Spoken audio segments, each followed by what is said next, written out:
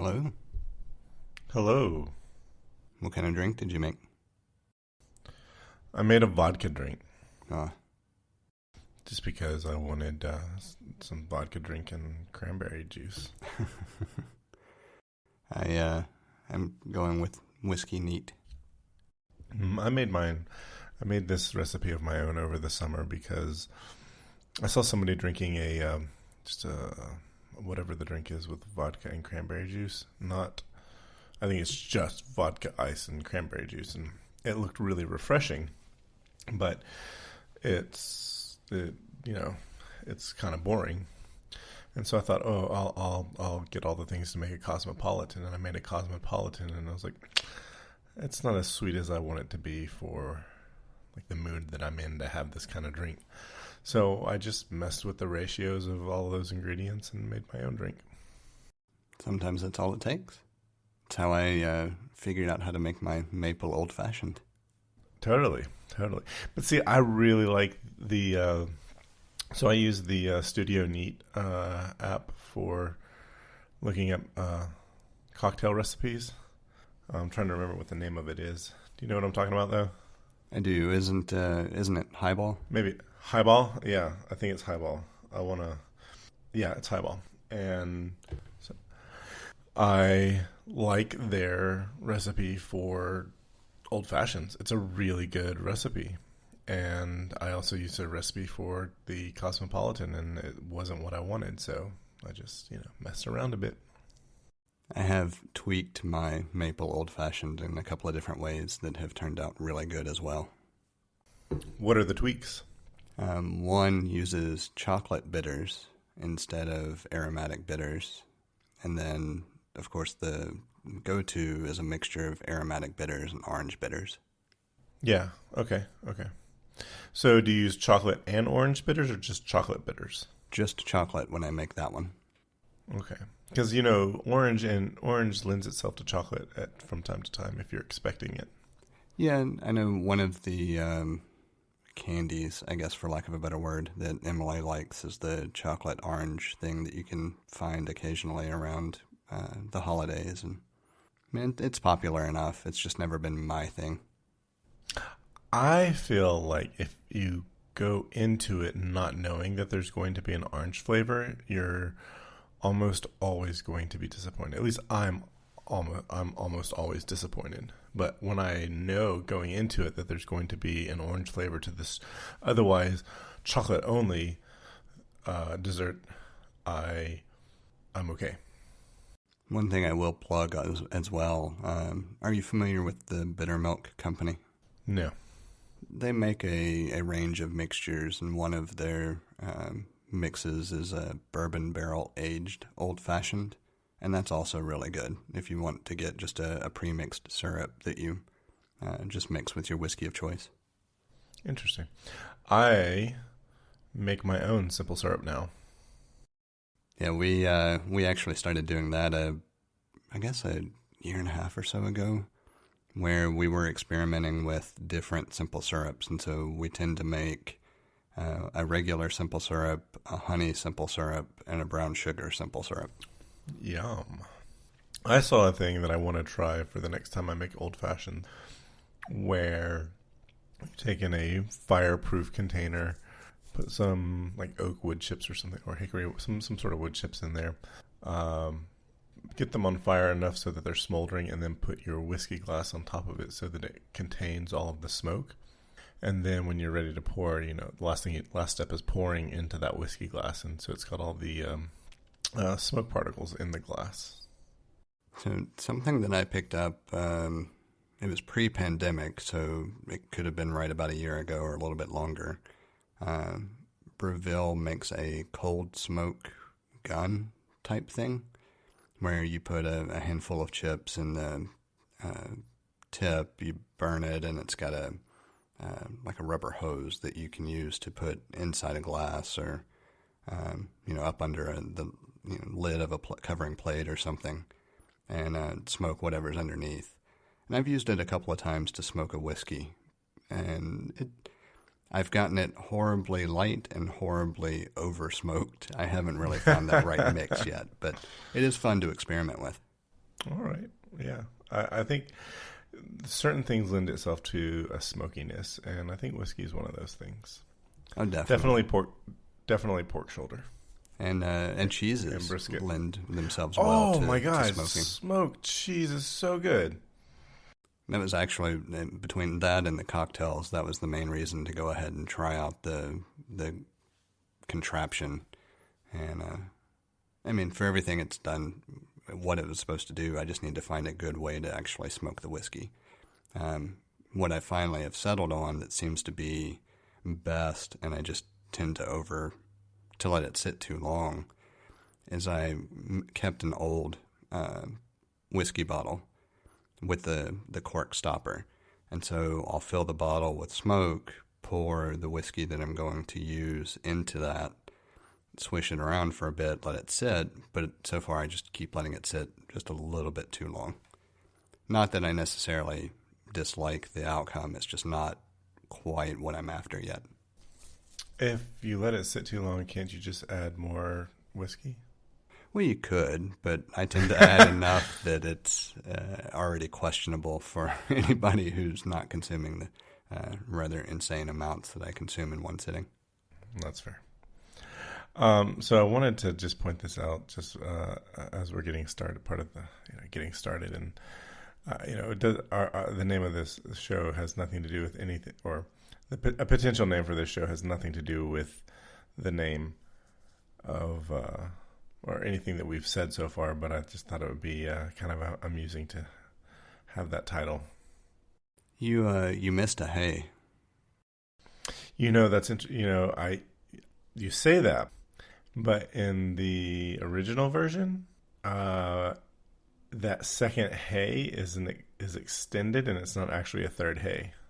Some of the other covers, they have a third hey, and this is just based on the lyrics that appear in iTunes. So if the lyrics in iTunes are just processed by machine learning and nobody goes and double checks them, then I will 100% agree with you. Because machine learning is sometimes shit with language, at least with the typing. That may be something that I'll go and look up. Probably not, I mean, if we're being honest. But at the same time, I've always heard it with that other hey, but I could have always heard a cover as well.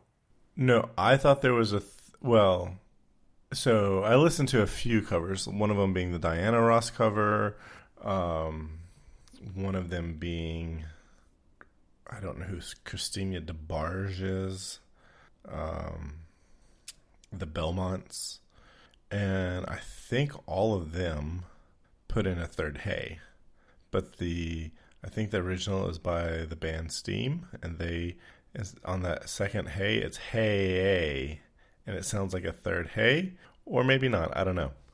But I did double check the lyrics that Apple Music provides. So it'd be na na na na na na na na, hey, goodbye. Yeah, and doing a quick search for the original lyrics seems to support your statement. Anyway, that's for, we only have less than 15 hours of Donald Trump being the President of the United States, and then he's saying goodbye. Yeah, I think this is the first time I'm actually semi-interested in watching any of the inauguration footage, coverage, whatever you want to call it. Mm-hmm. I didn't watch his inauguration in 2017. I watched both of, at least parts of Obama's, but I didn't this is something I'm really interested in seeing this time around. It's so bizarre. The other thing, regarding this, I haven't been able to confirm it, but I'd like to believe that we live in a world where this is the thing. But a military marching band was practicing outside the White House playing "Hit the Road Jack." Again, I love to believe that we live in that world, but I cannot confirm that. I cannot confirm what I saw was that song being played by a marching band outside the White House, but I don't know when the video was recorded. I have no idea. So I can't confirm that it actually happened today. It'd be hilarious if it did. I know at some point or another I have seen bits and pieces of different inaugurations, but I couldn't tell you whose. I've just never cared. It's been one of those things that was always just a part of the process. And tomorrow I fully intend to let the coverage just play throughout the day. That's my plan. I think it was, I don't know when inaugurations began in January. It used to be March or April. Like even like Lincoln was like April, I think. Early April. I remember seeing this not too long ago. I'm not going to remember when or where for sure, but it was somewhere circa like Truman, Roosevelt. That would be what, 60s-ish, 50s? Truman was 50s. Roosevelt, FDR was 40s, 30s. Well, I mean, Roosevelt, I think he had like a 16-year tenure. He had four, or at least he won four elections. I don't know if it was 16 years that he was in office. Yeah, either way, I remember seeing that pop up because there were a number of things that were mentioned. One, the inauguration is spelled out by the Constitution, and then there was an amendment, I think is what I read, sometime circa, we'll just say 50s. And then, of course, originally the inauguration was literally just the swearing-in ceremony, and it has grown to encompass, parades and galas and everything else. Yeah, there's balls and so forth. And just sort of some real-time follow-up, Franklin Delano Roosevelt was inaugurated in March 4th, 1933, and left office on April 12th, 1945. So the date was changed to January 20th by the 20th Amendment, which was in 1933. That's it. Makes it interesting then, because FDR would have been after that. Really? Wait, the 20th Amendment? That's what a quick Google search yielded. The inauguration of Roosevelt and Vice President John Nance Garner during the 72nd Congress was the first to occur after the passage of the 20th Amendment. It moved the inauguration date from March 4th to January 20th. Interesting. Our shortest term president was Harrison. So William Henry, if I'm not mistaken. It sounds right. I'll admit, I do not remember my presidential history very well. Oh, I just remember Harrison because he was only in office for 1 month. He had it was a very cold March, a very cold DC March when he was inaugurated, got sick, was president for 31 days, and died in office. Interesting piece of trivia there.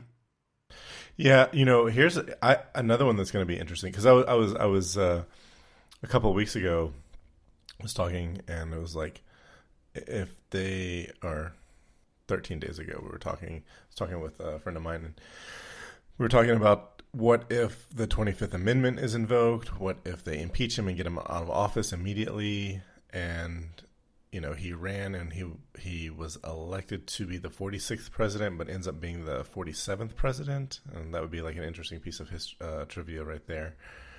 But as it turns out, our consolation to not getting Trump out a little bit early is that Biden was the 46th vice president and the 46th president. Yeah, I didn't realize that, but it is an interesting coincidence. So a fun trivia question is, who's the 46th vice president? And then the answer is funny. The 46th president. Yeah. All right, we have a whole bunch of micro topics. I noticed that. We're kind of light on topics in general. It's like we just kind of decided to fill in a bunch of little short segments for a change and ignore any follow-up previously. Yeah, that's true. But we have the main topic. So the first one I have on there is the GravGrip battery-free gimbal. I saw this on Kickstarter and Indiegogo, and I thought that's interesting. If you've ever been inside of a car and you open something where, like a glove box, the compartment opens by a piece of trim slowly coming down. Like the sunglasses holders will often do this. I'm trying to think of anything else, but you tracking? Yeah, I'm following. So sometimes you'll see that the mechanism in place is a series of teeth, like a gear, that usually make contact with another gear, probably one that you can't see, and there's some sort of hydraulic inside of there that prevents it from just dropping down and where it slowly opens. Well, this GravGrip is a gimbal that uses that technology to stabilize a phone or camera. All of the promotional videos and images show either a GoPro or mobile phone on the gimbal, and I thought I'd back them. It was like $30, so it's not a lot of money, and I backed it and received it a few weeks ago, and I've played around with it.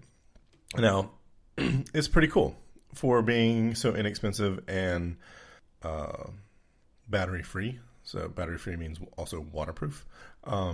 It's a pretty cool device. You can walk around and sort of it's not like a proper gimbal. Like I've borrowed your DJI Osmos, right? Did I lose you? No, I thought you were pausing for... Oh, no. I borrowed your... It's not it's not like the DJI Osmos or any other like battery powered gimbal in that you can, control it left and right, and you can just like kind of like really shake your hand around and keep it steady. But like with a little bit of effort, you can walk around and have a gimbal that's quite inexpensive and battery free, waterproof, and I thought it was pretty cool. I'll admit it caught my interest, and then I didn't pull up the link until you were describing it. But there are a couple of things that I just real quick high-level takeaways. I notice it uses counterweights, and you can buy the counterweights individually as well, apparently. And it harkens back to me to kind of a homemade style Steadicam. Or the same theory where you're using counterweights to balance whatever you've got on the upper end to help you hold it more stably.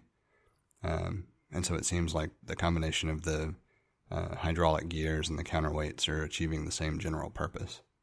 Yeah, like I did some walking around with it, and at first I was like a little bit disappointed with it, but like after like really trying to make it work, because it does take like...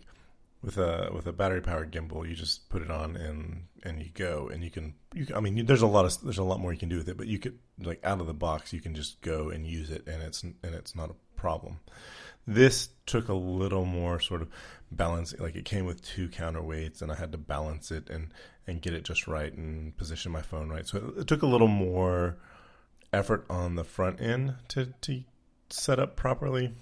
And it also takes a little bit of effort while using it, because you can't just like wildly move your arms around. You shouldn't do that anyway with any gimbal, just because you don't want if you're using your phone, you don't want to fling that across the room or whatever. But it does it's not quite as forgiving, but it's good. It certainly looks neat. It the part of what made me harken back to the homemade Steadicam idea is back when I started playing with video, I couldn't afford a Steadicam or a crane or any of the fun high-level toys. Man, those are expensive. Yeah. And so what we did was actually took, I think it was 1/4-inch galvanized steel pipe, made a basically 4-foot-long pole with having a T-joint toward the top with another foot section to be able to grip, so you could grip a horizontal bar and the vertical bar. And then at the bottom and the top had threaded connectors so that you could put a camera on the top using the tripod screw hole.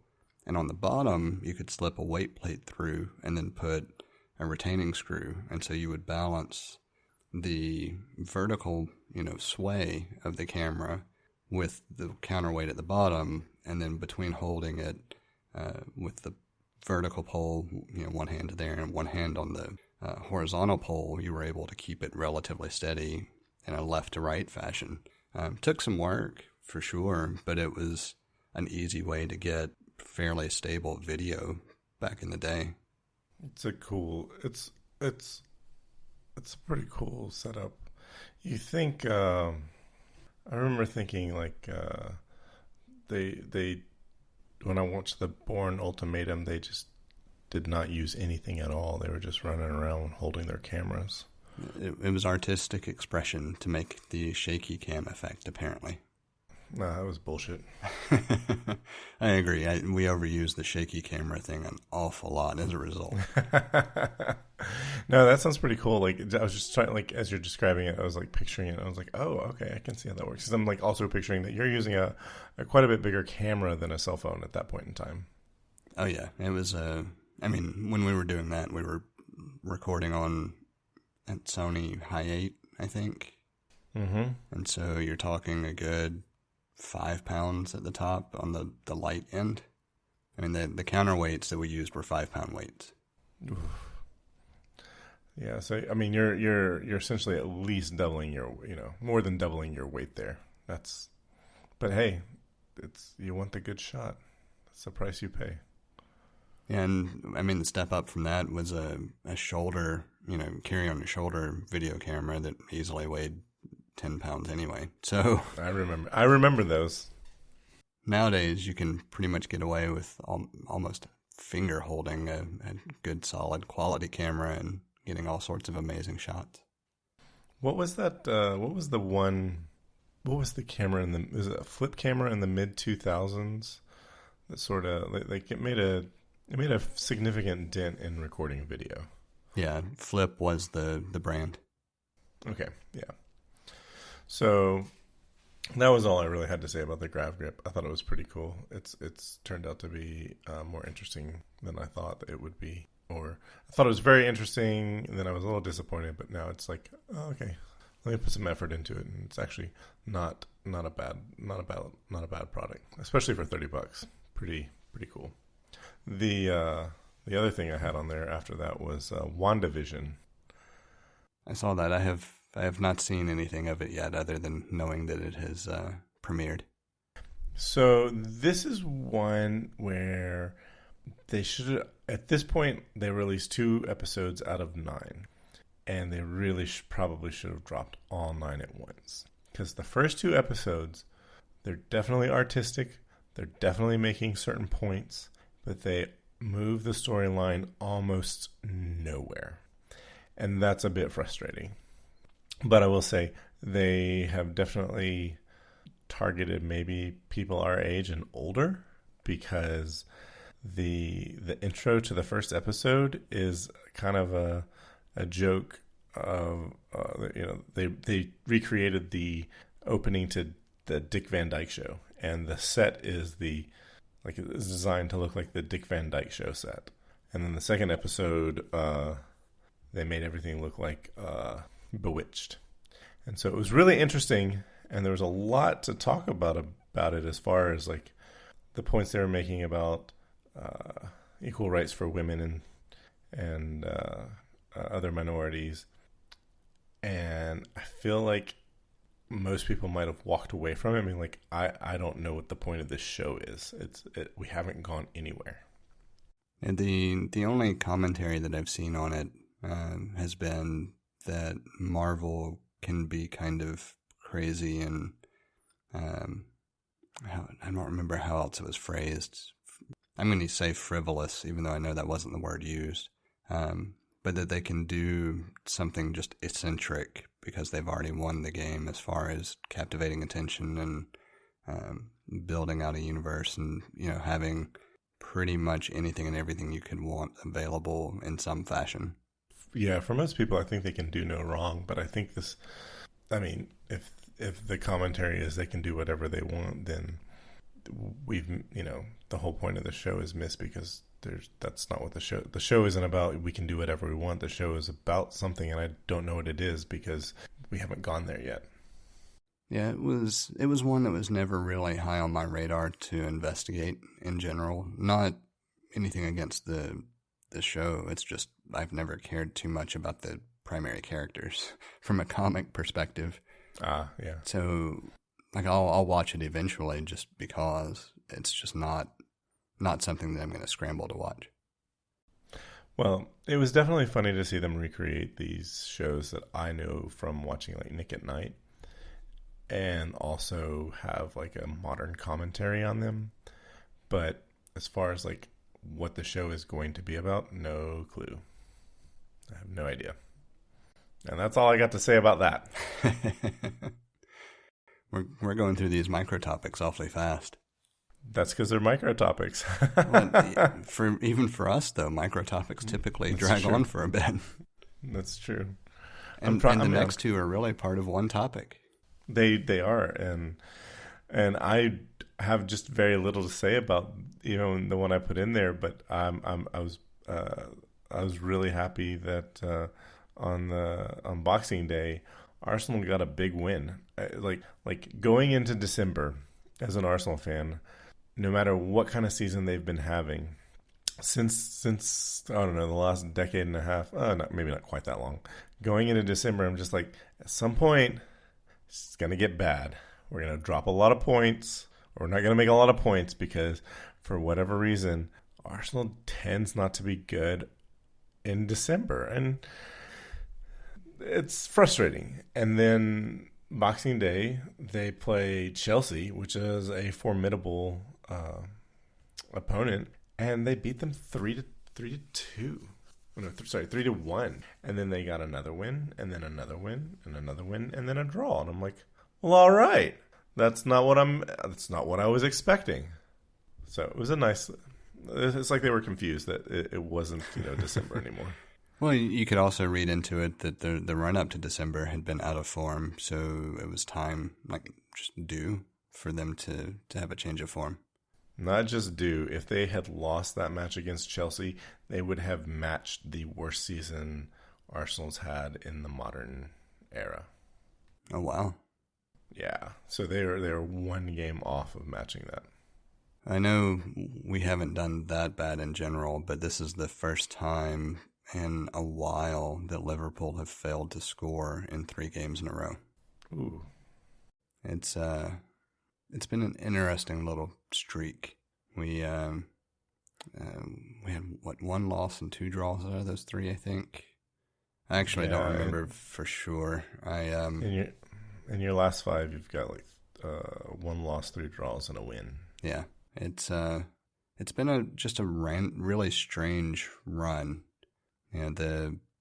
Injuries of course don't help, and the odd season doesn't help. But I don't like to be one that tries to make excuses for it. We've been pretty good from a defensive standpoint, and pretty good from a midfield standpoint, and aside from the thrashing against, I think it was Crystal Palace. Yeah, we just haven't found the back of the net. Like the front, the attacking third has just been in shambles in general. It's still a weird year, and I don't know. It's a weird year. Yeah, I was looking at the table finally. I hadn't paid a lot of attention. I noticed Manchester City had 2 games in hand compared to pretty much everybody else, and then I remembered they had a match postponed due to COVID outbreaks. If they won both of those in hand, I think they would go to the top of the table, or they may be right behind. No, that would give them. They would top 41. the table. That's what I thought. Yeah, and I think Leicester just went to the top of the table. They did. So it's just now a lot of flip flopping. Yeah, there has been. When you look at the table, it doesn't look too unsurprising. Maybe the most surprising thing about the top of the table right now is that Manchester United's in second place. I haven't seen them there in a few seasons. And Chelsea's in 8th place, which is lower than I would have expected them. Like West Ham and Everton are in front of Chelsea right now. And then Arsenal's finally now on the top half of the table. We're number 10. And we don't have a game in hand. But we're only 11 points behind Leicester City. Yeah, I think overall this is just going to be a closer season than we've seen over the past handful. Well, I guess I shouldn't say handful. Wasn't last season? I mean, the last few seasons have been pretty close. Well, last season wasn't very close. Like, we clinched the title pretty early. Maybe the rest of the table. Yeah, the rest of the table was pretty close. The previous season was when we were 1 point behind City, and then there was a pretty significant gap. So the past 2 seasons have been kind of abnormal. You have to go back another season from there, and that's when things were closer like they are now. So, part of me reads that as this is good because I prefer to see a close table. It makes it a lot more interesting. Mm-hmm. But how much of that is an outlier due to the pandemic and changes once everybody's consistently in form? And how much of it is maybe this level sets back to everybody's just getting better? And we won't know that until next season. It's definitely the pandemic is affecting the season. It's affecting everything. But like I said, I don't see a lot of like big surprises. Like looking at the table as a whole, nothing is particularly surprising. Yeah, I just hope that next season is also close. Hopefully without a pandemic influencing everything. Right. But right. I like it being where you don't really know what the outcome is going to be. The past couple of seasons have felt fairly inevitable based on form and how teams have played. And I'm great. Quite happy that we finally won a Premier League title since the last First Flight title was pre-Premier League era. But even outside of that, I like the competition. It makes it more interesting to watch the matches. And so I do hope that this signals that all of the teams are more on par. And there will always be inequalities based on earnings and everything else. But I am hoping that this means that everything is kind of equalizing a bit on quality. And so it'll be a fairly consistent battle in the top 10. Yeah. I think I know it's a source of anxiety for some people, but I can never not like a nail biter. I don't think I really had anything else on the slump. It's not a topic I like to necessarily focus on for too long. Oh yeah, I was gonna say if you really want to know, then you'll watch Sky Sports or Rebecca Lowe or something like that. Yeah, they're more of an authority. Did you see the Smithsonian mention or launch their open access initiative? Only after I saw that you put it in the notes. I'm looking at the site right now. I only called it out because I thought it was really neat. They basically have provided access to a wealth of photo, I think it said 2D and 3D assets for completely free use. Commercial, personal, it doesn't matter. And so I just thought it was really neat. That is really cool. And I'll make sure I put a link in the show notes just for anybody that might listen that wants to check it out. But it's si.edu, and then go take a look and read, whatever you want. If you want to create something using their imagery, you are able to do so. That's super cool because at first when I saw it, I thought maybe it was like open access, like you could go and look at the exhibits, like pictures of the exhibits and get information. But no, this is really cool. And I want to say, I need to go back and look. I want to say NASA did something similar. I don't think it was near as freely usable content, but they at least opened up a lot of their imagery to just free perusal. That's cool too. The other two are really just sentences. Like, we can round out the micro topics real quick. Yeah, I was going to ask you, why'd you send the 510 shoes back? Just standing in them. They were digging into my big toes in a way that was actually felt like that was cutting them. Oof. And no. And I can't get a larger size in that particular. Well, I might be able to get a larger size if I were to track it down through 510 directly, but I wasn't doing that. So I just sent them back. Said, nope, I'm not worried about it. Obviously, it's not a shoe for me. Yeah. Who'd you get them through? Through REI. Okay. So I know I mentioned that I ordered the same shoes from Black Diamond in a half size larger just to be able to compare. REI doesn't carry the half size, so I actually ordered that through Amazon. I'll try them on in the house just to see how they feel, and then make my determination and either send them back or maybe see if I can't get the half size through REI. Yeah. And your espresso machine? So this was a sentence I had put in show notes a few episodes back, and it still just is one of those things that for some reason or another sticks out to me and surprises me. But being at home more consistently, my espresso machine has seen more use in the past, 9 months, give or take, than the past 8 years that I've owned it combined.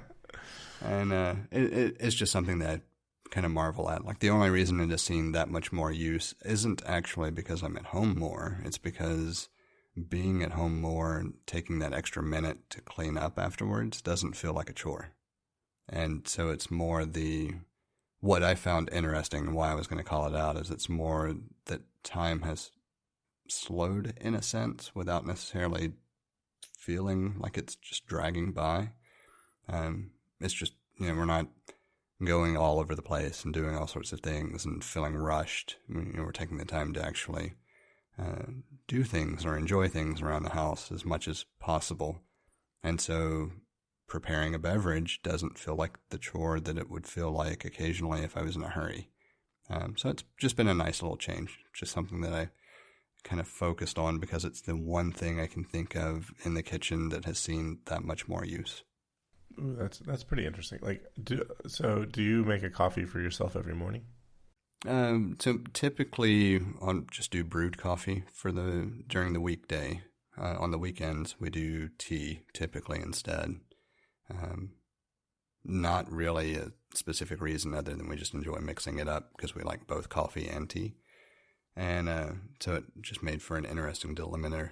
And then over the course of the day, either I'll make tea in the afternoon just to have another cup, or I'll make an espresso-based drink, typically a latte. Okay. I love a latte.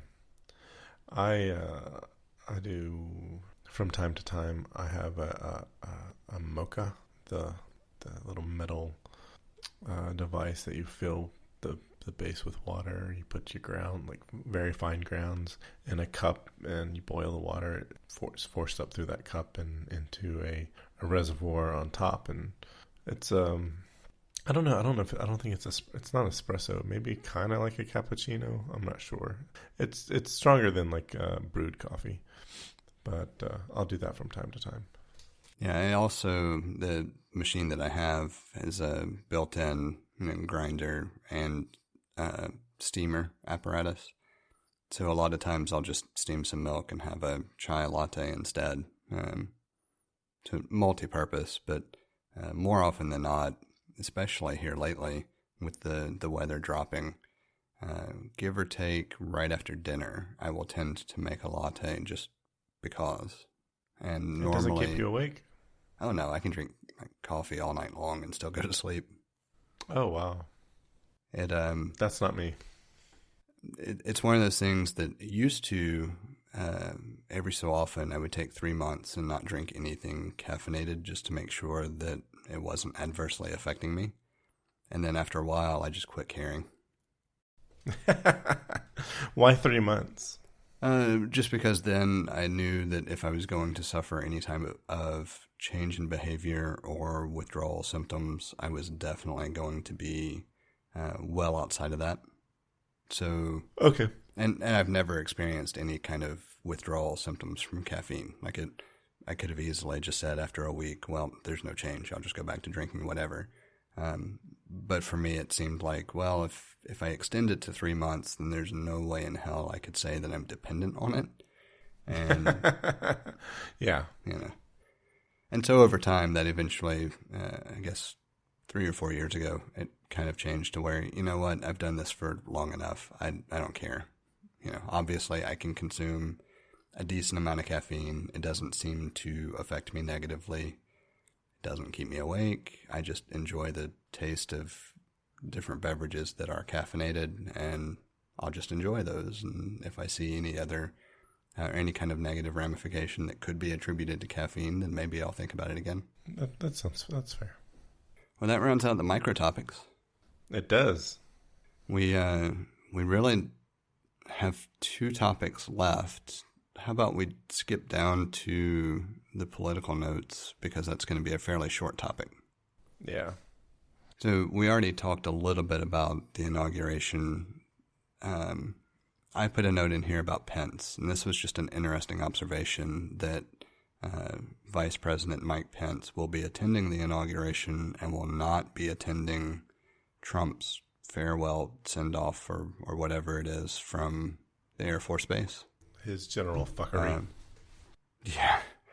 The official statement is that because he will be attending the inauguration, the logistical challenges present something. Like, I don't know. It was very clearly worded as, it's just not worth it to try to make this work. Right. And what reason does he have to make it work? It's the last 2 weeks. I mean, Trump has certainly, in a surprising way, or rather, it's surprising that he hasn't done this before, but has seriously alienated himself from most of the people around him, including Vice President Mike Pence. Yeah, this will kind of lead into the next topic. I know a number of the things that have been reported as journalists comb through video and everything of the insurrection at the Capitol. You can hear chants about hanging Mike Pence, and obviously he was a target. So the reason I say this will bleed into the next topic is just I found it interesting that as of a week and it's been 2 weeks. It's been almost 2 weeks. Yeah. Yeah. Tomorrow will be 2 weeks. Within 2 weeks, there have been 100 cases formally filed and counting. Oh yeah, and I heard somebody. I can't remember if we talked about this last time, but somebody theorized that they're just like the FBI is just letting him go because as soon as they leave D.C., they committed a federal crime. As soon as they leave D.C., it's. I remember they were saying it's like maybe it's easier to detain them. I don't know. They just need one thing to, or rather, the FBI has one shot at basically arresting folks, and so they need to make it stick. And so if they get them on the easiest thing to prove, like I guess that whatever trespassing charges that they have, it makes it it's a more significant infraction because they fled. They left the Capitol and they crossed state lines. So it makes it easier to stick the charge to them, and then they can just start racking up charges as their investigation continues. I think that's how it was. Something like that was explained to me, which that seems plausible. But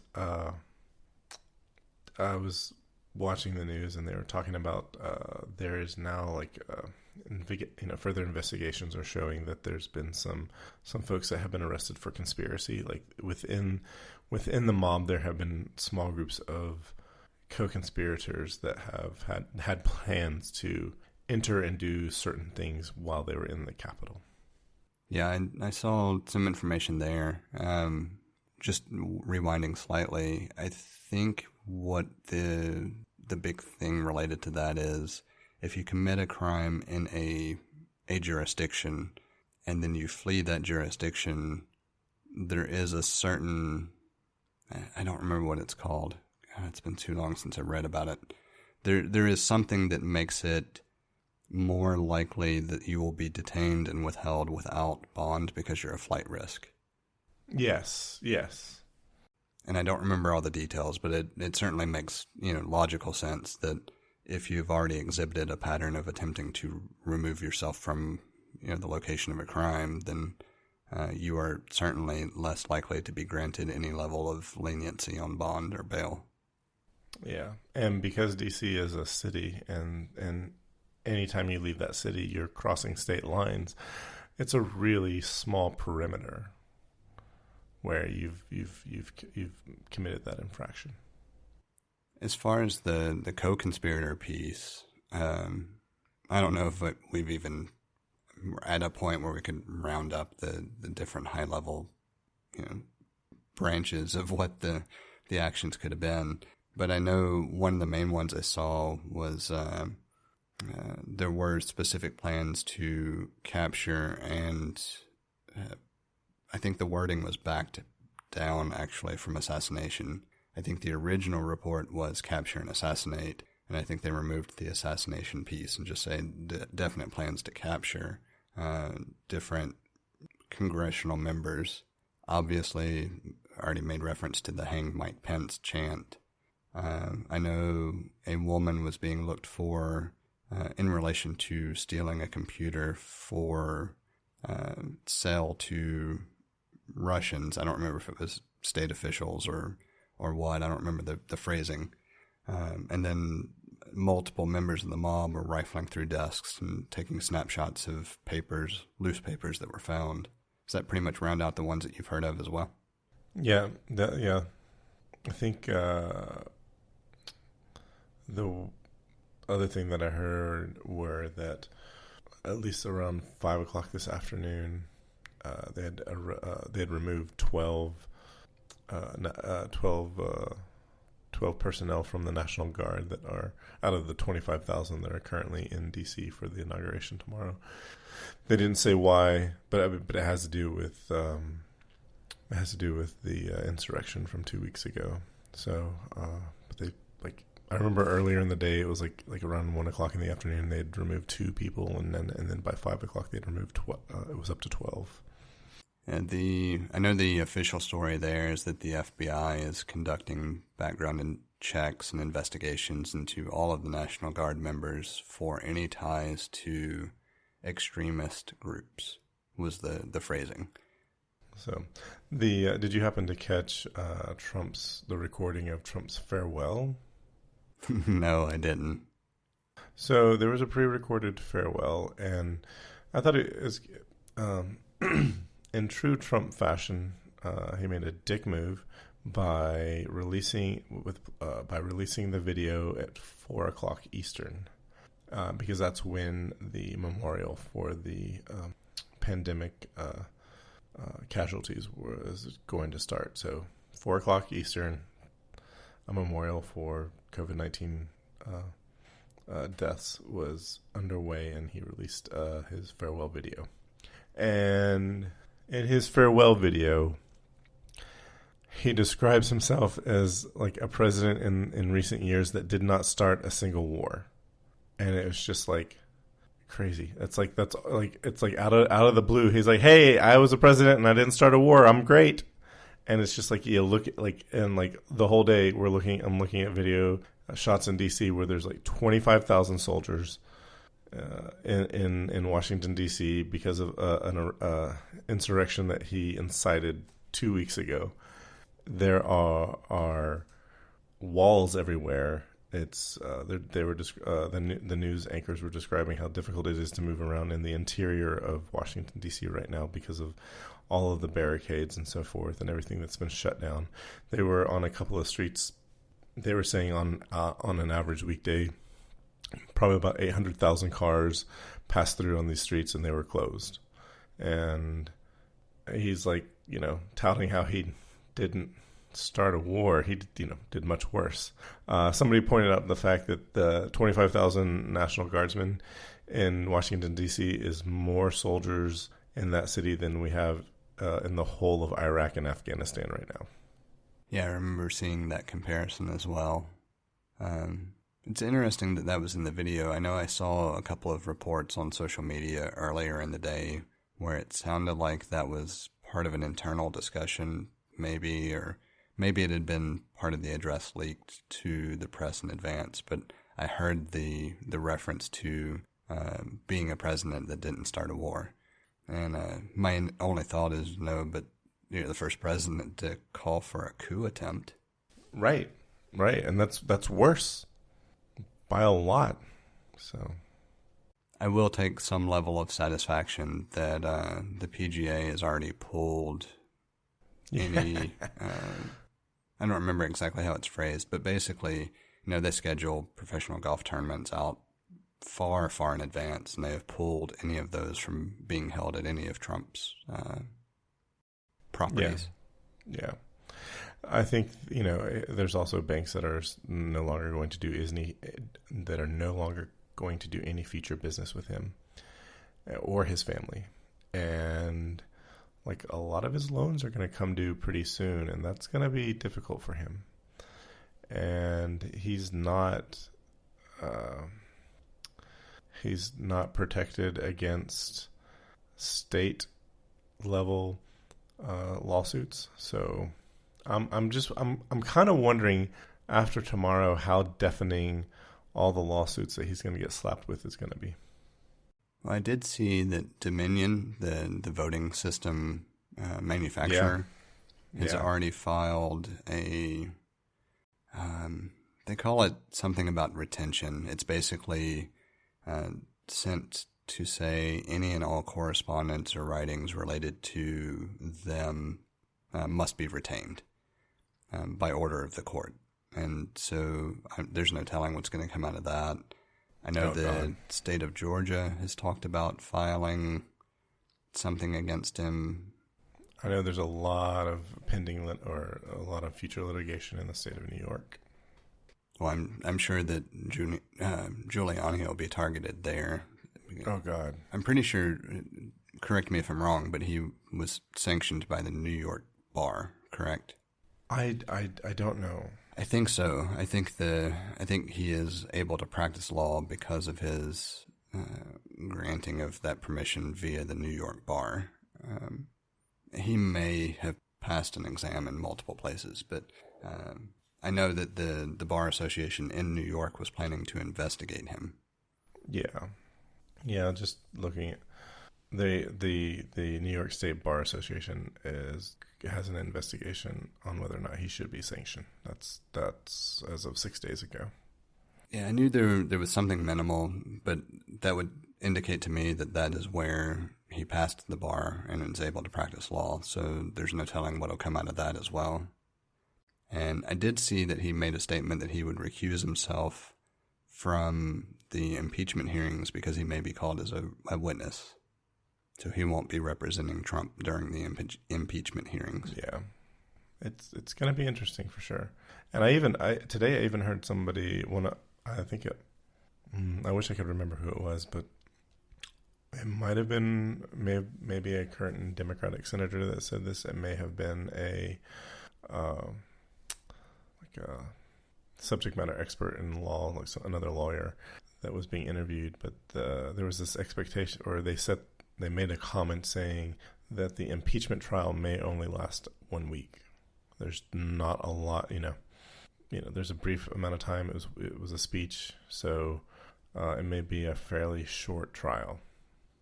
I certainly hope so. Not from the standpoint of any type of closure, but from the standpoint of not obstructing Biden's agenda. Yes, yeah, because they also have to confirm. There's a lot of confirmations that need to happen, and there's basically a lot of things that they want to accomplish in the first 3 months. Primarily, pandemic related. Their initiative to getting injections in people's arms and financial relief to those who need it. So those are two really important, like probably the most important things that he's got going on right now, or is going to have going on in the next 12 and a half hours. I saw a really interesting tweet. It was basically talking about those in a poll. I think it was a Gallup poll, but in a poll, it was who intended to get the vaccine. It was like 79% of Biden supporters, 70-something% white males. It broke down the things in a bunch of different ways. And at the very bottom, it was 39% of Trump voters. Well, fuck it. I'm happy to get the vaccine. I'm happy, like, when I know all of my friends and family and work colleagues that want the vaccine, get the vaccine. I was like, we can go to, like, not wearing masks then. And if, it spreads to the, folks that chose not to get the vaccine, I was like, well, so be it. Yeah, I'm very much in the same camp as I am with other vaccines there. If you are an anti-vaxxer in general and refuse to get, vaccines for anything, I really don't care if you contract any of those diseases and pass. We have the technology to prevent that, or to not necessarily prevent infection, but at least make it manageable and not deathly.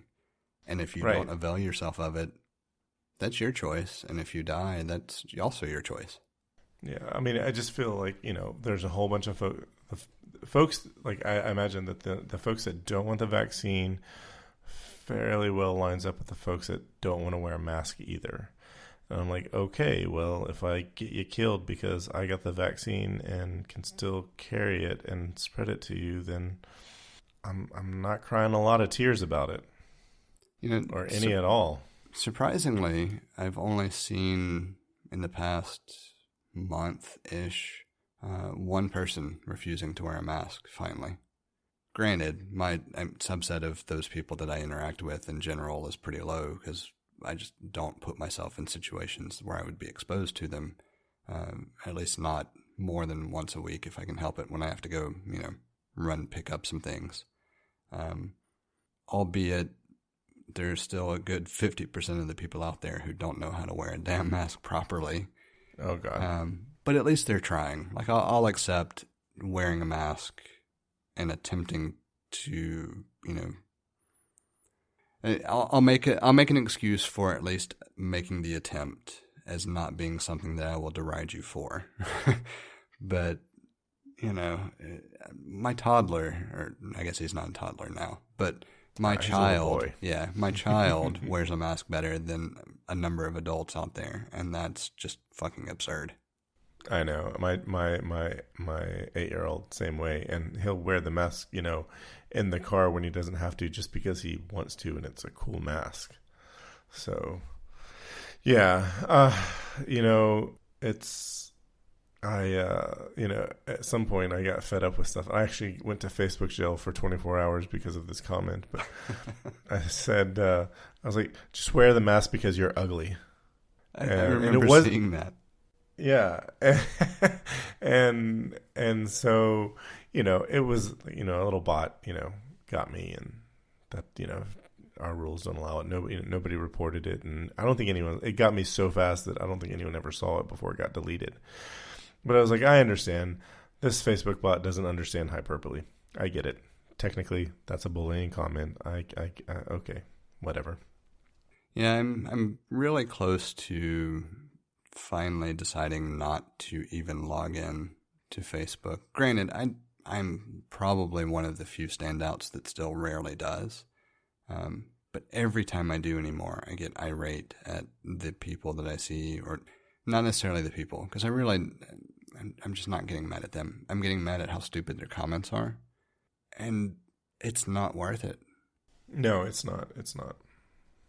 I have also come to understand why prophylactics aren't getting the 97% effectiveness based on how people wear masks.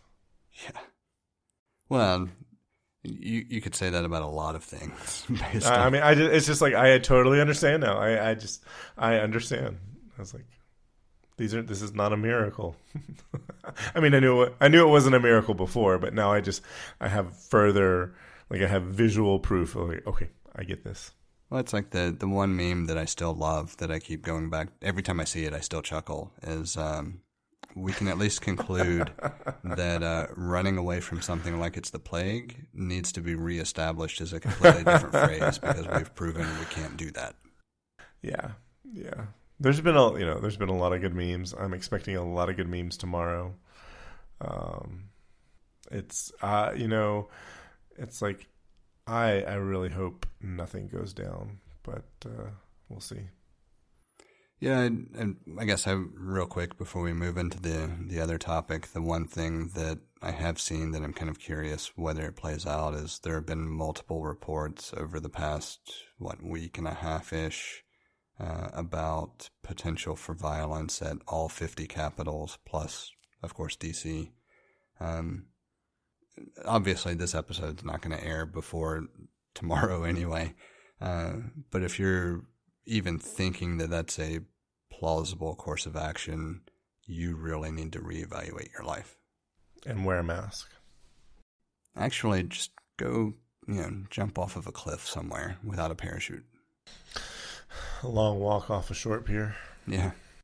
Yeah. The other, that made me think of the other thing I heard about that's kind of frightening, and I don't know how true this is. It's not from a reliable source, but what was put forth was that there are soldiers in the National Guard whose purpose is to watch other soldiers in the National Guard in case they are in line with the MAGA folks.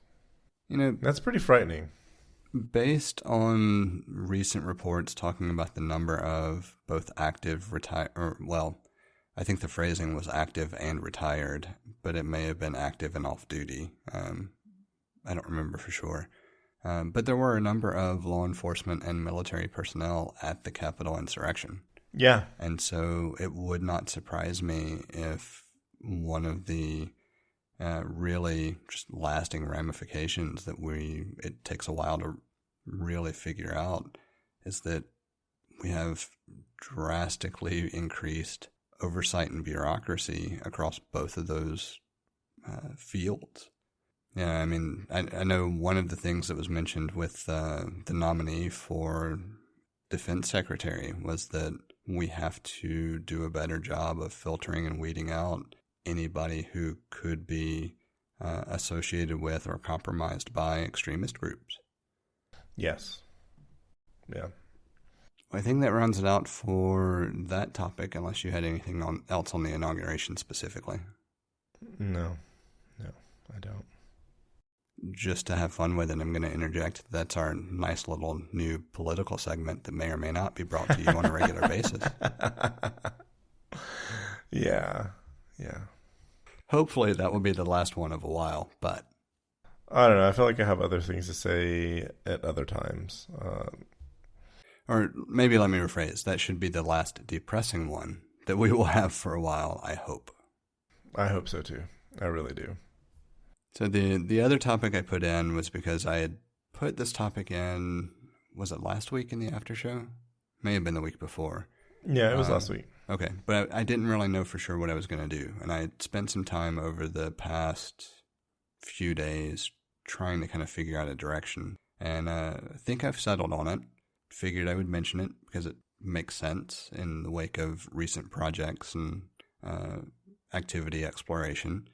And so from a general fitness perspective, I guess from a background perspective, I should probably explain what I've been doing for a while and then what I'm looking to change. And what I've been doing for a while has been either boxing or MMA related inspired workouts. I'm not going to solely the idea of boxing gyms or MMA gyms by saying that I've been doing workouts that are either of those things. They're inspired by those things for sure, but far more concise. And realistically, you can think of it as a fairly focused and intense, high-intensity interval training workout.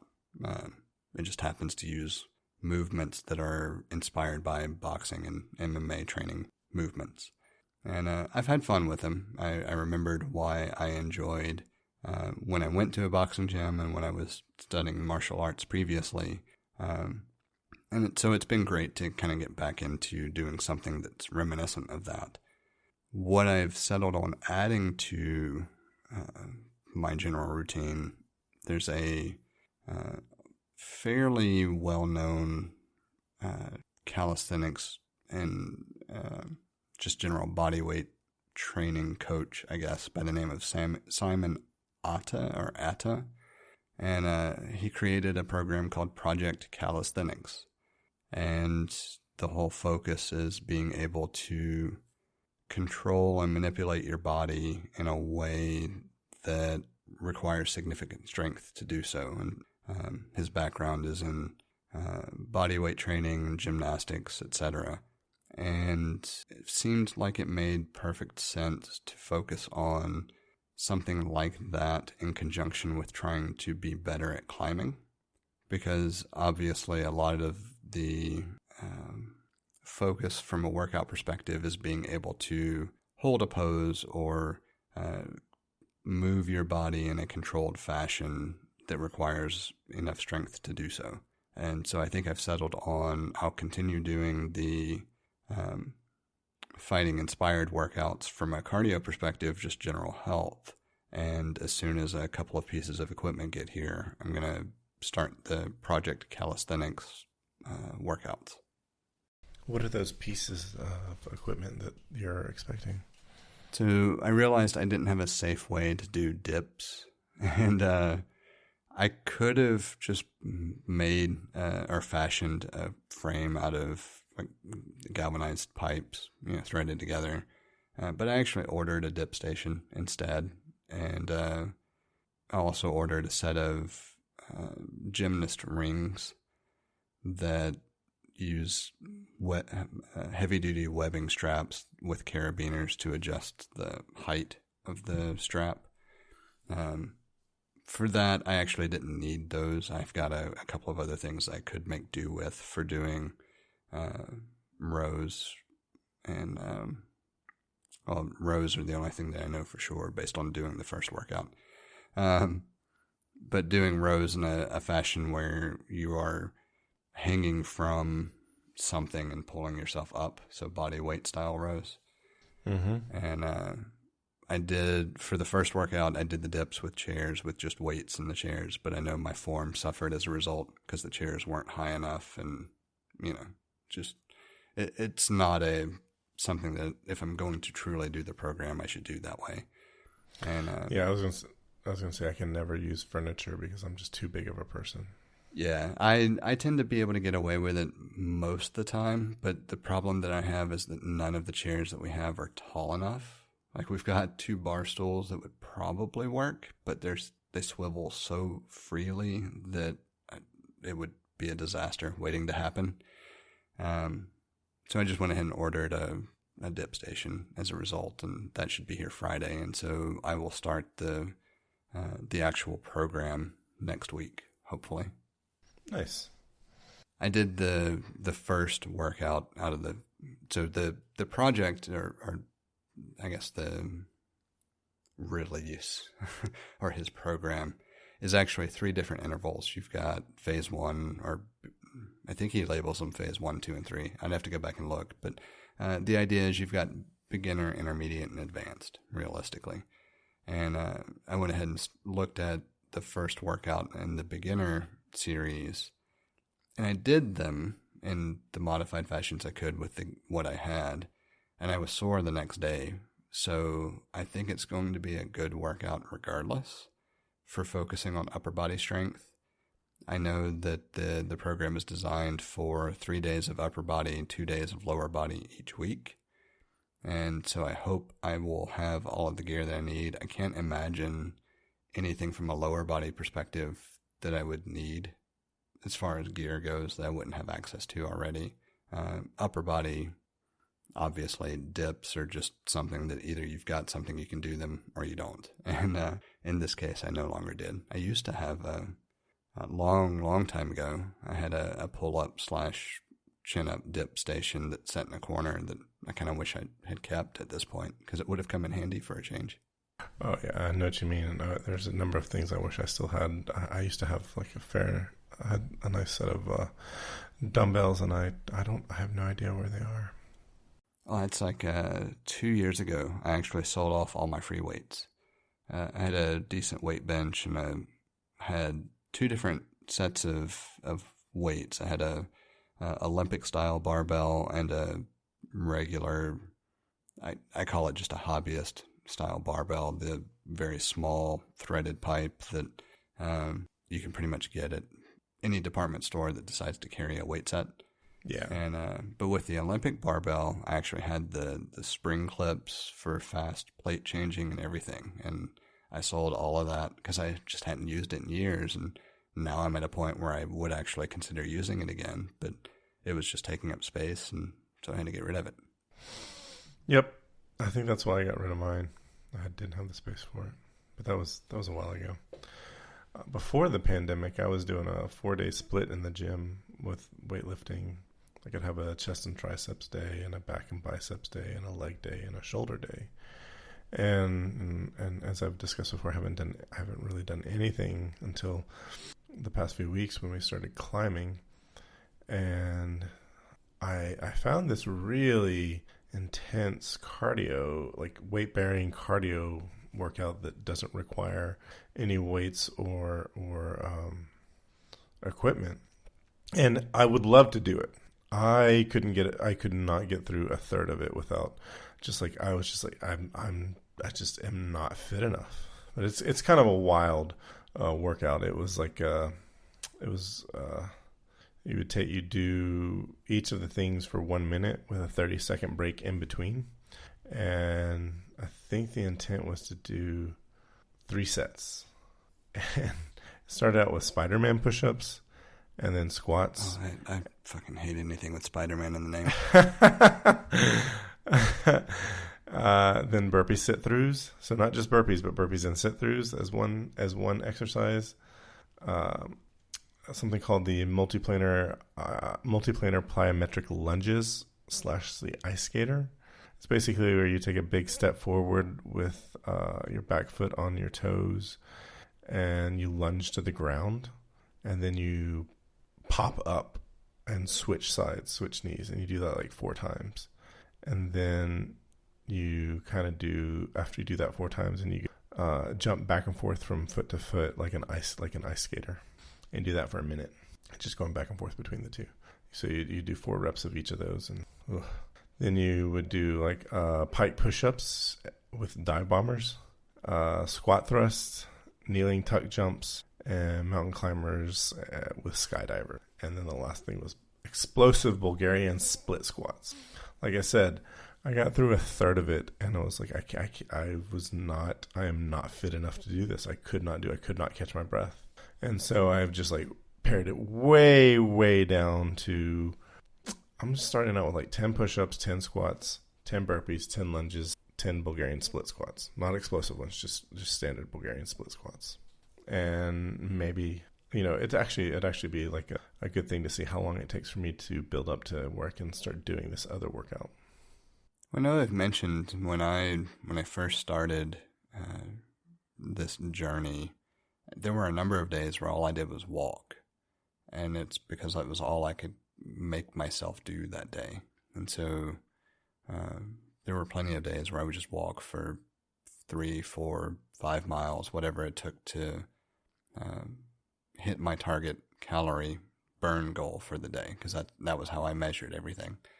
And it wasn't until September, I think, that I looked into this MMA-inspired program, and I did 1 round of it, and then decided I would do a second round immediately following.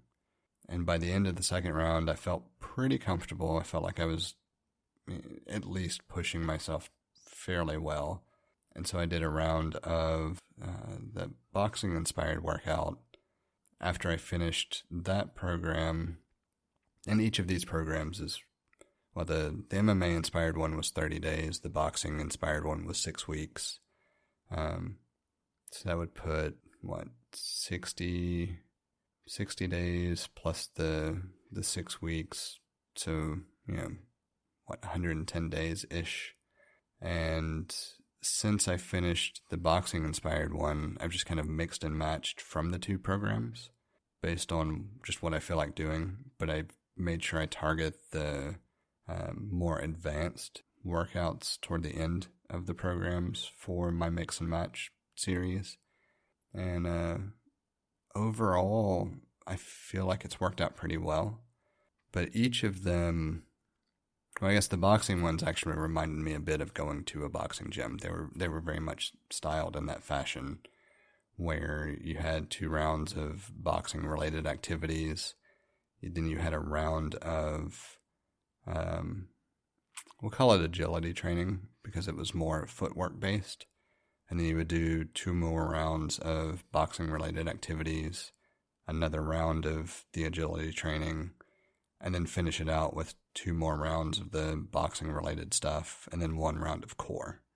And the MMA-inspired ones are structured a little bit differently. They're a 3-minute round structure, where within each round you have 1 minute of whatever punches/kicks are prescribed for that first minute. Then you do 30 seconds of a cardio-style spike to really try to get the heart rate up. And then you go back to whatever punching kicking combination you had at the beginning. And then you finish it out with another 30 seconds of the same spike. And after 6 rounds for the 2 workouts that I'm doing, after 6 rounds, you repeat the cardio spikes in the successive rounds, but the punching kicking combinations continue to change. So for all 12 rounds, you have a different set of punches and kicks that you do, but you do the same cardio-related spikes twice over the course of the entire workout.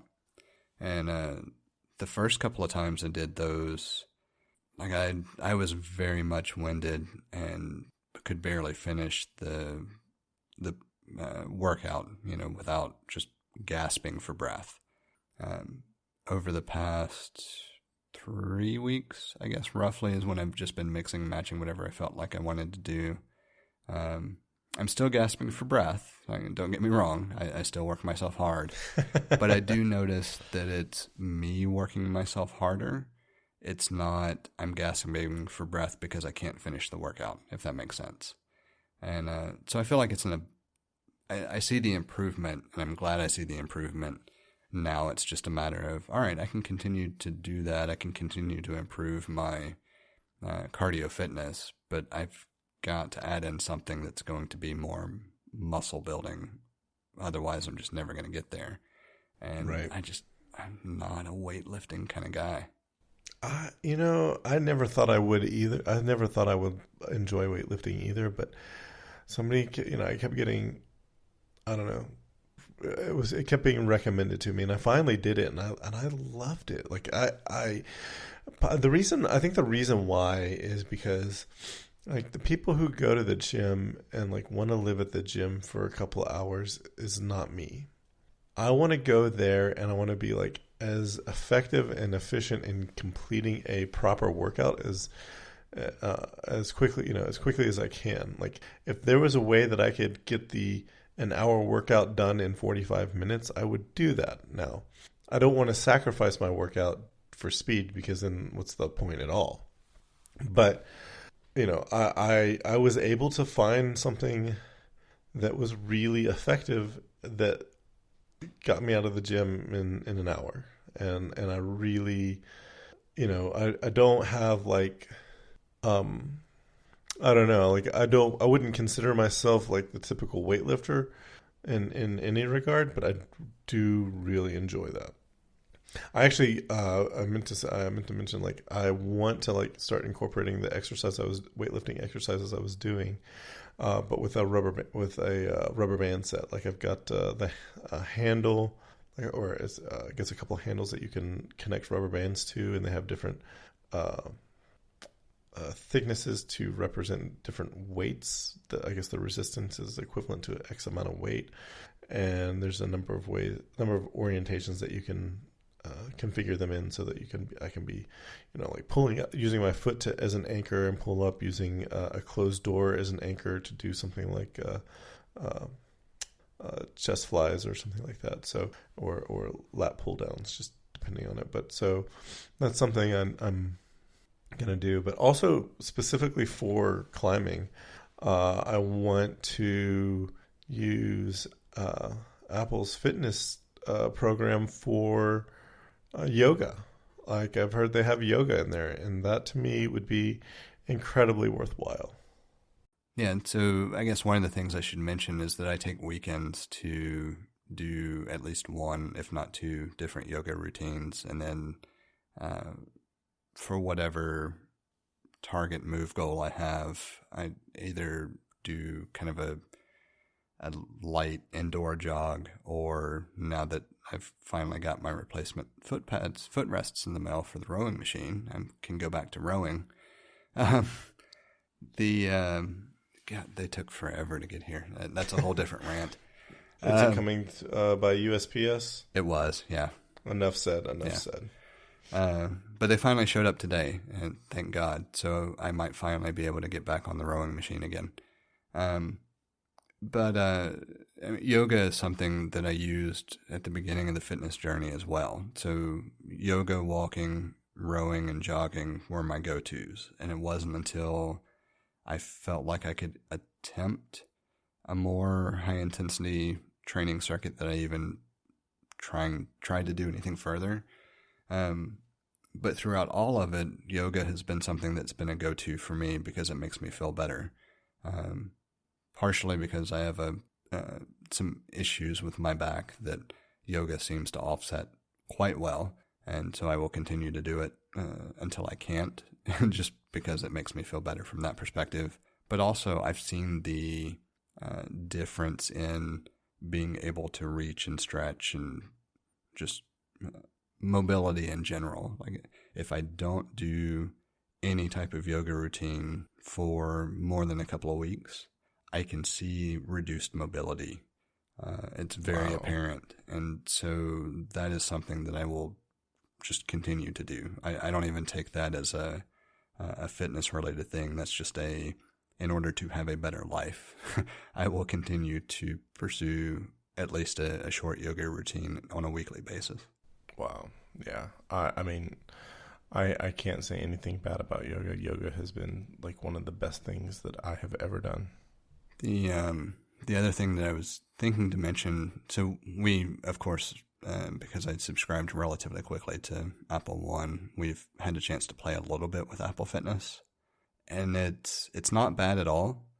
I'm a little bit biased against it because it doesn't present things in the way that I am accustomed to, but I recognize that it's because I'm accustomed to a different presentation and navigation that I just want to be able to choose some of the same things, and I can't. So the interface for Fitness Plus, you can choose a type of workout that you want to do, and then you can do some filtering based on time or different things. But what I kind of want to be able to do is just say, show me everything in this category, or show me everything in this time range. And the latter of those two I can't do. I have to choose a type of workout first. It's not that it's bad, it's just frustrating for someone like me who, I know what kind of time commitment I can put in. Just show me everything that's in the 30-minute range and let me figure out what kind of workout I want to do. Or everything in the 20-minute range or whatever. Yeah. But it's just it's a different preference, and I recognize that. And so I try to overlook it because the rest of the integration is absolutely phenomenal. When you go to select, or when you choose Fitness Plus, it'll ask you to confirm who is actually the person doing the workouts, and you confirm it on your watch. And then at that point, I can select whatever workout and everything's just magically started and syncing, and I can see the info on the screen. I can see the info on my watch. All of that integration really is as beautiful as they made it seem. The only knock I have against it is just the interface for finding whatever I want to do. And it's just because it's not as guided as what I'm accustomed to. I mean, that makes sense. And as it turns out, that I'm hoping that won't be a problem for me because I haven't really done any video exercise. I haven't done anything fitness by video, except for a few yoga routines on YouTube when I was trying to find some yoga routines. So I'm really looking forward to at least starting with yoga. And I feel like I'm kind of a blank slate here. Yeah, I'd agree. And the big thing is if you know for sure that it's yoga or high intensity or weight training, like if you know the category, it is really easy to drill down from that. The part that's kind of missing is, let's just say you're a beginner and you launch Fitness Plus. There's not a good onboarding or guidance experience from that point. And there's not a good experience for someone who says, you know what, I don't know what kind of workout I want to do. I just know I've got 30 minutes. Just show me what I can do in 30 minutes and I'll pick one. Those are the two areas that are just kind of lacking. Granted, the latter of the two is not easily available through the other service that I'm talking about either. The only reason I don't knock it for that is because the other service is geared around, this is the program. You start at point A and you go through the program to the end, and then you either pick another program or you repeat the program. Like it very much guides you through itself. And so it's a different approach. It's a different mentality. And so I don't knock it on not being able to filter by time. Yeah. It feels like time would be like an obvious filter, though. Well, I think it depends a lot on your approach to presenting the information. So Apple's Fitness Plus just presents a bunch of workouts. It doesn't present a cohesive program. It doesn't say start here on anything. It's just you tell me what you want to do. The alternative that I'm talking about is you pick a program that you want to follow, and you're pretty much just kind of at the mercy of how long those workouts are. Either you dedicate the time to do that program, or you find another program where the length of the workouts fits your time commitment. Yeah, again, I think about iTunes and I guess now the music app. Like if I'm looking in my library and I want to know like what song, I need to find a song, and I've done this for video editing. I need to find a song that's 2.5 minutes long. And I can organize it and get into the 2.5 minute long songs. And I see 2.5 minute songs regardless of what genre they are. And I feel like it just makes sense. Like if you want to, especially if you're not doing programs and like don't have like a set, like a routine, it makes a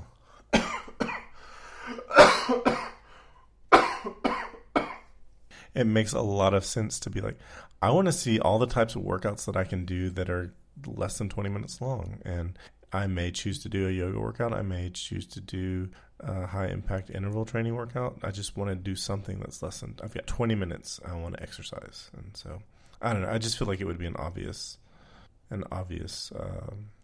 way to like view what's available. Well, yeah, I'm making that same argument on the Fitness Plus side.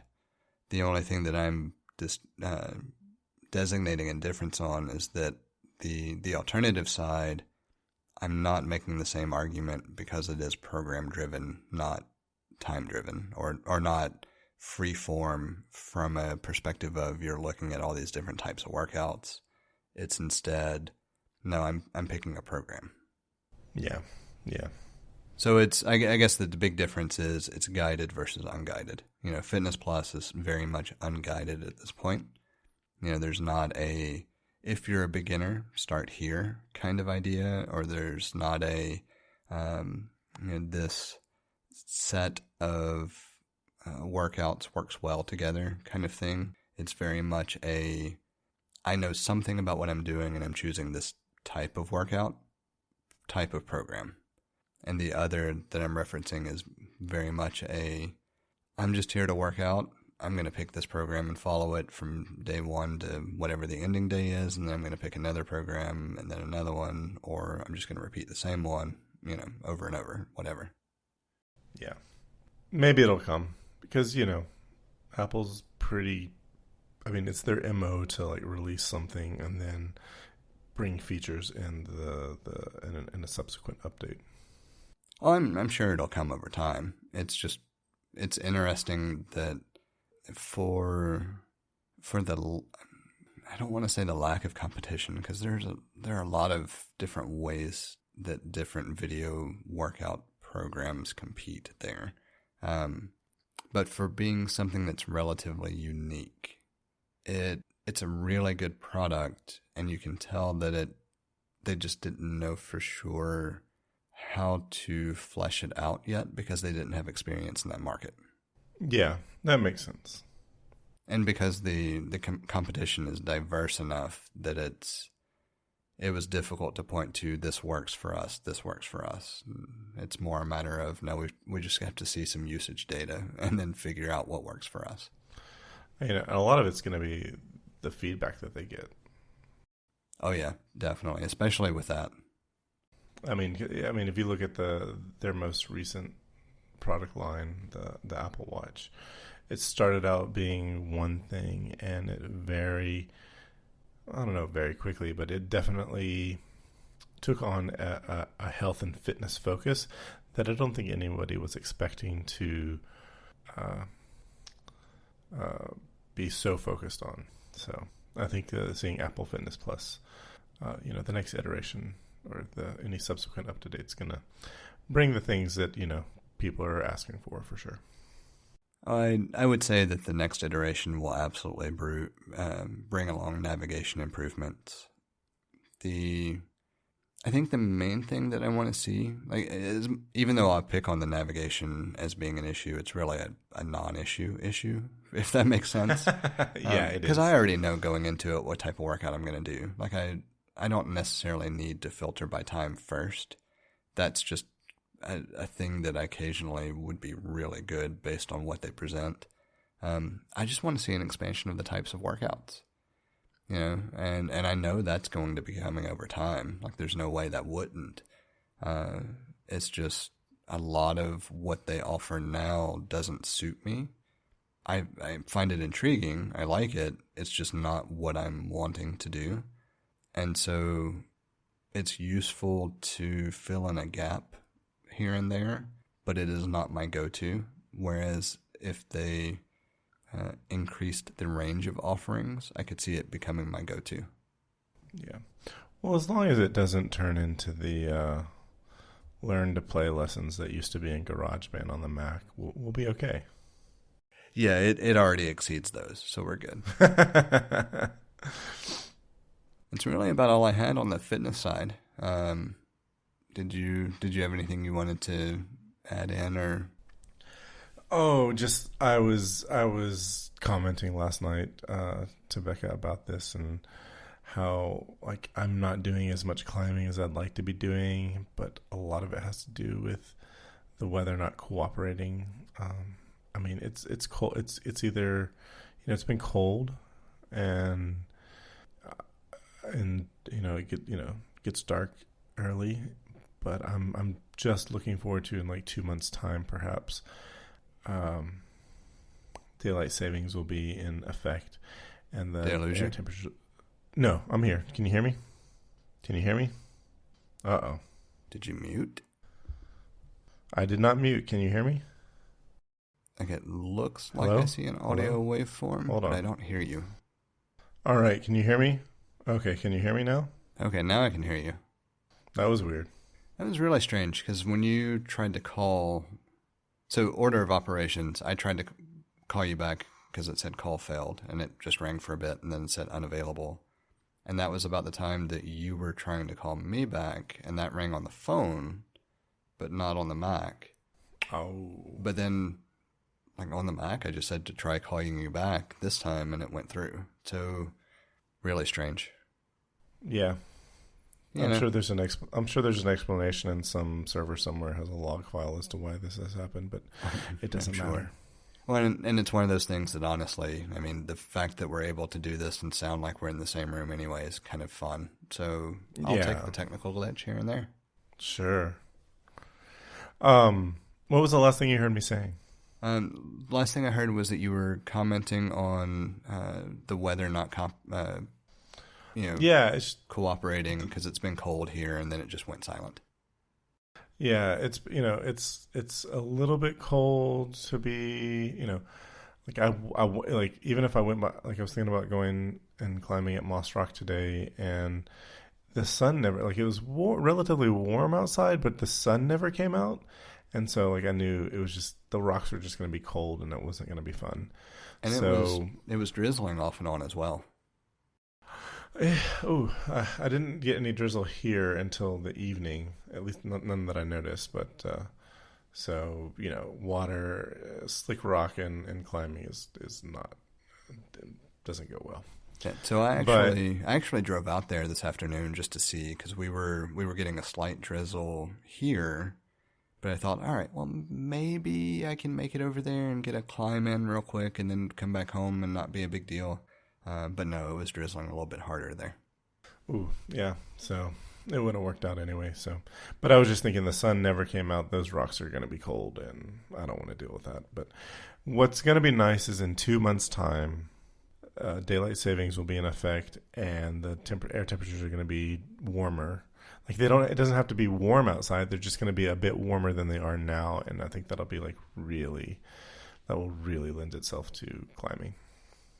Yeah, I've noticed that since the one crash pad came in, I've been itching to get out there more and more, because now I don't have to be reliant on coordinating with somebody. Not that it's a bad thing. It's just there's a certain amount of freedom in being able to just go and climb real quick. Yep. And so I've wanted to get out there more and more, and I can understand why I've seen a couple of people build little bouldering gyms in their garages to try to be able to do something. Yeah, I found some TikTok users that are like just a climbing user, and I saw someone like an at home, like just a little 8-foot bouldering wall, and I was like, oh, that's cool. That's really cool. And you can change it up you can move the pieces around, but you probably spend like $1,000 doing that. So, so might get the kids out to not Moss Rock. Might get the kids out to Horsepins 40 on Saturday and climb around there. Apparently there's a lot of problems out there. Yeah, I know just historically, it and Moss Rock were the two that predominantly would come up if you searched for bouldering in the area. I know Palisades has a handful of places. I know it lends itself more to top roping than bouldering, but I'm sure there's a handful of places there as well. So the first place I ever tried to climb was in Palisades. My family moved to that area when I was 12, and in my early 20s, I had a friend who asked me wanted to come climb. I was like, yeah. And I did not get a lot of instruction and didn't know what I was doing. Didn't have shoes. I mean, you don't have to have shoes, but they help a lot. But I just didn't think I could do it. I think I've talked about this. I didn't think I could do it based on that experience. I didn't get a lot of good betas, is what it was. Yeah. So I went out, was it Sunday, I think, that I sent you the message about the rocks being cold. Either way, it was early. It may have been Sunday, may have been Monday. But when I went out earlier this week, I was surprised. I actually saw a couple of people climbing in what I would call regular shoes that were doing some fairly advanced problems. One of them may have been approach shoes, but either way, they're made like regular shoes. And I'm just kind of surprised because every other time I'd been out, I've seen people wearing climbing shoes. Yeah, it's I think, and I've heard other people say, but I think it's like you can probably get to a level that you can keep, just basically some regular shoes on to do some things here and there. But when you want to start getting serious, you're going to switch to climbing shoes. And then I've even heard some climbers say when they get really serious, they switch to their tight shoes. So, and of course, there is also the school of thought that you get really serious and you go with no shoes. I actually have seen that argument as well. Looking at like the professional climbers, I've never seen them go no shoes. Yeah, I mean, I haven't looked a lot, but logic kind of dictates that you would want something to protect your feet. My toes are always going to be softer than, like, even the shoes are softer than the rocks, but somehow, the shoes provide some level of protection and grip and rigidity that your feet don't naturally have. Because let's be honest, you're doing something that your body was not necessarily meant to do on a regular basis. You did not evolve to climb rocks like this. You don't see billy goats with climbing shoes because they evolved to climb rocks. Good comparison. I was going to go with monkeys, but billy goats makes more sense. Oh my God, I saw this great video of a chimpanzee.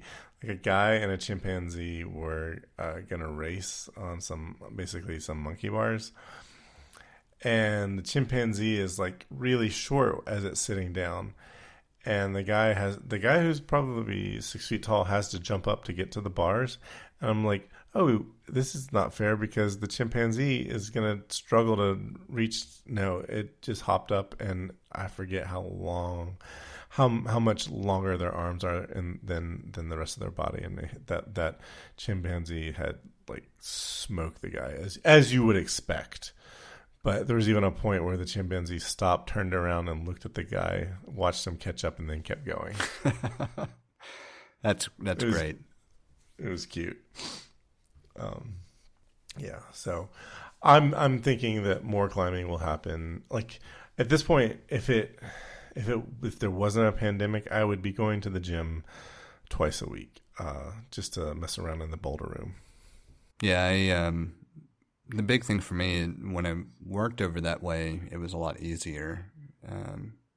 Now I'm far enough that it's just not convenient. So for me, it's going to be pretty exclusively outdoor bouldering unless something opens up out this direction. Yeah.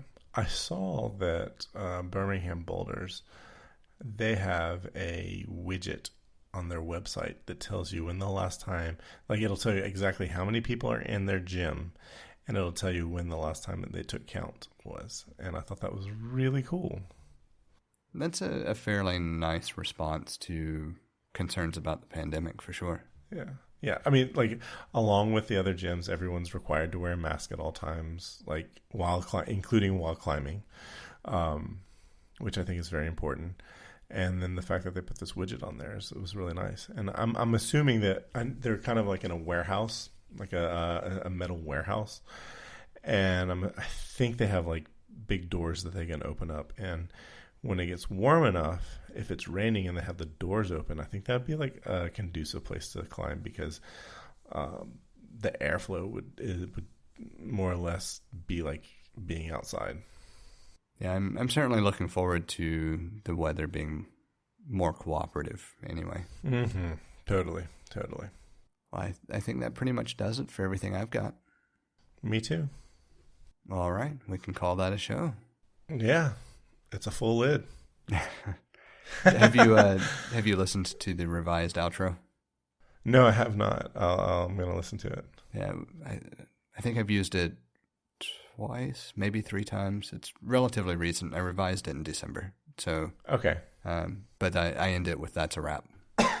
Nice. All right. Have a good night.